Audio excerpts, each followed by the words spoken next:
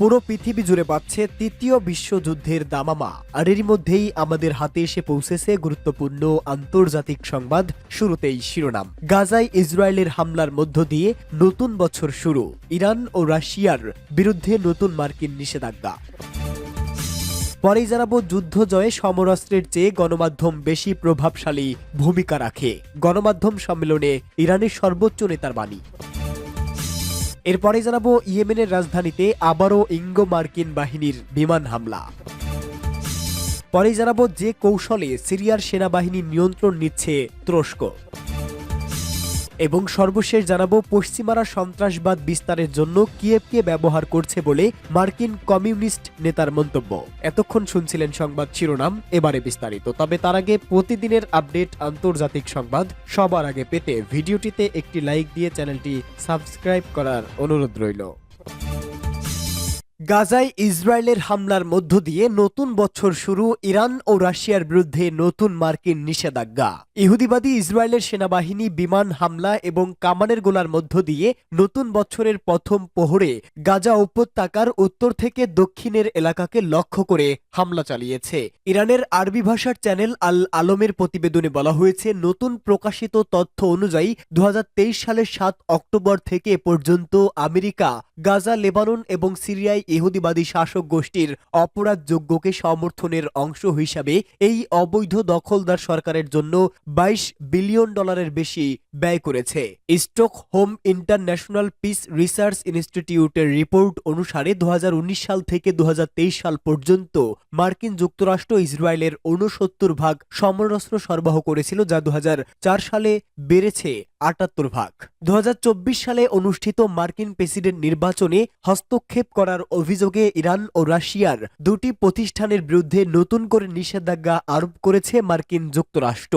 মার্কিন অর্থ মন্ত্রণালয় স্থানীয় সময় মঙ্গলবার এক বিবৃতিতে নিষেধাজ্ঞা আরোপ করার এ তথ্য জানিয়েছে। এতে বলা হয়েছে, ইরানের ইসলামী বিপ্লবী গার্ড বাহিনী বা আইআরজিসির একটি সহযোগী প্রতিষ্ঠান এবং রাশিয়ার সামরিক গোয়েন্দা সংস্থা জিআরইউ এর সঙ্গে সংশ্লিষ্ট একটি প্রতিষ্ঠানের বিরুদ্ধে এ নিষেধাজ্ঞা আরোপ করা হয়েছে। যুদ্ধ জয়ে সমরাস্ত্রের চেয়ে গণমাধ্যম বেশি প্রভাবশালী ভূমিকা রাখে, গণমাধ্যম সম্মেলনে ইরানের সর্বোচ্চ নেতার বাণী। ইসলামী প্রজাতন্ত্র ইরানের সর্বোচ্চ নেতা আয়াতুল্লাহ উজামা খামিনি বিশ্বব্যাপী চলমান যুদ্ধ ও সহিংসতার প্রেক্ষাপটের গণমাধ্যমের অনন্য ভূমিকার কথা জোর দিয়ে উল্লেখ করেছেন। তিনি ইরানের জাতীয় গণমাধ্যমগুলোর ভূমিকা শক্তিশালী করার জন্য আরও বেশি উদ্ভাবনী শক্তি কাজে লাগানোর আহ্বান জানান। সর্বোচ্চ নেতা রাজধানী তেহরানে গণমাধ্যম বিষয়ক একটি সম্মেলনে পাঠানো বাণীতে এই আহ্বান জানান। ওই সম্মেলনে অন্যান্যের মধ্যে ইরানের জাতীয় সম্প্রচার সংস্থা IRIB এর প্রধান পেইমান জেবেলি এবং সংস্থার শীর্ষস্থানীয় পরিচালকরা অংশগ্রহণ করেন। আয়াতুল্লাহ খামিনি বলেন, যুদ্ধক্ষেত্রে কোনো পক্ষের বিজয়ে সামরিক উপায়ের চেয়ে যে বিষয়টি অধিকতর প্রভাবশালী ভূমিকা রাখছে তা হচ্ছে সঠিক উপায়ে একটি বার্তা বহন করে সত্য প্রকাশ করে দিতে পারার সক্ষমতা। তিনি বলেন, চলমান বৈশ্বিক সংঘাতগুলোকে গণমাধ্যম ও প্রকাশনার অন্যান্য ভূমিকার কথা আপনাদের সবার জানা রয়েছে। বিষয়টি বর্তমানে অতীতের যে কোনো সময়ের তুলনায় বেশি কার্যকর। ইরানের সর্বোচ্চ নেতা তার বাণীতে বলেন, বর্তমানে কোনো পক্ষের বিজয় নির্ধারিত হয় তার বার্তা বহন ও বাস্তবতা বর্ণনা করার সক্ষমতার মাধ্যমে। আমাদেরকে এই স্পর্শকাতর ইস্যুতে নিজেদের উদ্ভাবনী ক্ষমতা ও নির্ভুলতা বহুগুণে বাড়াতে হবে। গণমাধ্যম সম্মেলনে পেইমান জেবেলি জানান, প্রতিরোধ অক্ষের সমর্থনে, বিশেষ করে গাজা যুদ্ধের সমর্থনে তার সংস্থা সর্বোচ্চ ভূমিকা পালন করার চেষ্টা করছে। গাজায় 2023 সালের অক্টোবর থেকে পর্যন্ত প্রায় 200 সাংবাদিক ইসরায়েলি পাশবিক হামলায় নিহত হয়েছে। এছাড়া আহত, গ্রেপ্তার ও গুম হয়েছে আরও বহু সাংবাদিক। ইয়েমেনের রাজধানীতে আবারও ইঙ্গো মার্কিন বাহিনীর বিমান হামলা, আনসারুল্লাহ নেতা আলী আল হুতির নিন্দা।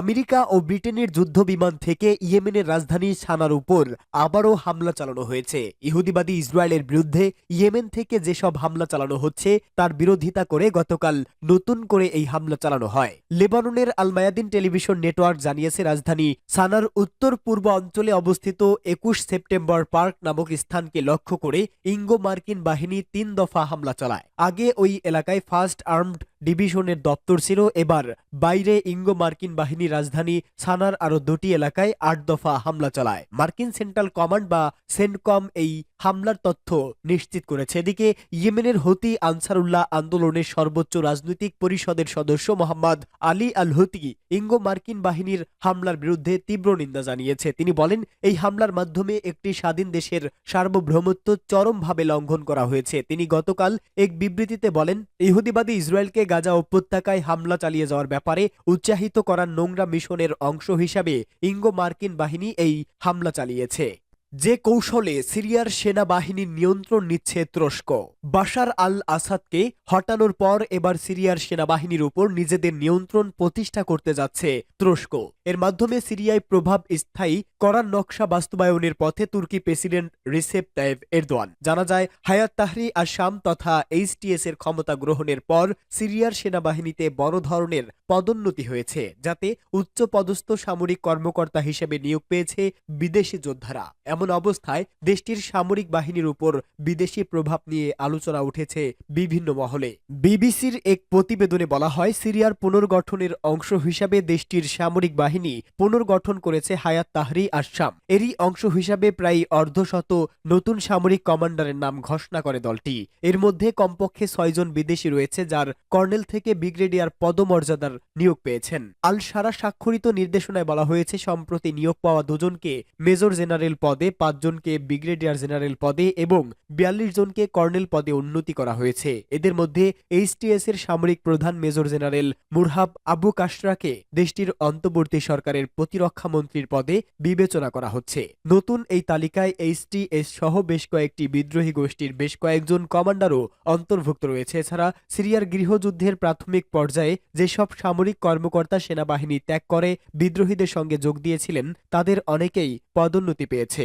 নিয়োগপ্রাপ্ত এসব বিদেশি সামরিক কর্মকর্তাদের মধ্যে তুরস্ক, জর্ডান ও চাইনিজ উইঘুর সম্প্রদায়ের নাগরিক রয়েছে বলে জানায় অভ্যন্তরীণ বিভিন্ন সূত্র। বিদেশি নাগরিকদের সেনাবাহিনীর উচ্চপদস্থ নিয়োগ দেওয়াকে কেন্দ্র করে এরই মধ্যে দেশটির ভিতরে এবং প্রবাসী সিরিয়নদের মধ্যে নানা আশঙ্কার দানা বেঁধেছে। গৃহযুদ্ধের সময় আসাদ বিরোধী বিভিন্ন সশস্ত্র গোষ্ঠীতে বিদেশি যোদ্ধাদের যোগদান সিরিয়ানদের মধ্যে তীব্র অনুভূতি জাগিয়ে তোলে। তবে এসব যোদ্ধাদের নিজস্ব সিরিয়ায় সমাজের বাস্তবায়নের আগ্রহ সিরিয়ানদের মধ্যে উদ্বেগ তৈরি করেছে। পশ্চিমারা সন্ত্রাসবাদ বিস্তারের জন্য কিয়েভকে ব্যবহার করছে, মার্কিন কমিউনিস্ট নেতার মন্তব্য। আমেরিকার কমিউনিস্ট পার্টির নেতা ক্রিস্টোফার হ্যালালি বলেছেন, পশ্চিমারা সন্ত্রাসবাদ বিস্তারের জন্য ইউক্রেনকে ব্যবহার করছে। 2025 সালেও তাদের এই ধারা অব্যাহত থাকবে বলে তিনি মন্তব্য করেন। গতকাল রাশিয়া টুডেকে দেওয়া এক সাক্ষাৎকারে হেলালি বলেন, আফ্রিকা এবং মধ্যপ্রাচ্যে সন্ত্রাসবাদকে সমর্থন দেওয়ার জন্য আমেরিকা 2025 সালেও ইউক্রেনকে ব্যবহার করবে। তিনি বলেন, সম্প্রতি ইউক্রেনের পররাষ্ট্রমন্ত্রী আদ্রে শিবিহা সিরিয়া রাজধানী দামেস্কো সফর করেছেন এবং তার এই সফর ভূরাজনৈতিক ঘটনাবলিতে অত্যন্ত গুরুত্বপূর্ণ। সফরের সময় শিবিহা ঘোষণা করেন, সিরিয়ার ক্ষমতা দখলকারী নেতা আবু মোহাম্মদ আল জোলানির সাথে কিয়েভ কৌশলগত অংশীদারিত্ব চুক্তি করতে ইচ্ছুক। সিরিয়ার ক্ষমতা দখলের আগে জোলানির অনুগত যোদ্ধারা ইউক্রেন থেকে সামরিক প্রশিক্ষণ নিয়েছে এবং সেখান থেকে তারা বিপুল পরিমাণ অস্ত্রশস্ত্র পেয়েছে। হেলালি বলেন, আমরা জানি এই সন্ত্রাসীদের একটা অংশকে ইউক্রেন প্রশিক্ষণ দিয়েছে এবং তাদেরকে কৌশলগত ও সামরিক সমর্থন দিয়েছে। ইদলিব থেকেই জোলানির নেতৃত্বাধীন হায়াতে তাহরি আশ-শাম বিদ্রোহী গোষ্ঠী বাশার আল আসাদ সরকারের বিরুদ্ধে অভিযান শুরু করে এবং 8 ডিসেম্বর তারা রাজধানী দামেস্কো দখল করে নেয়। মার্কিন কমিউনিস্ট নেতা বলেন, আমি মনে করি ইউক্রেনের পক্ষ থেকে এই সমস্ত কর্মকাণ্ড অব্যাহত থাকবে। সিরিয়া সফরের সময় শিবিহা বলেন, ইউক্রেনের সামরিক বাহিনী এবং জোলানির অনুগত বাহিনী উভয় সিরিয়ায় রাশিয়ার প্রভাব ঠেকানোর চেষ্টা করবে। আদ্রে শিবিহার এই মন্তব্যকে পুরো মধ্যপ্রাচ্যের জন্য চিন্তার কারণ বলে উল্লেখ করেন হেলালি।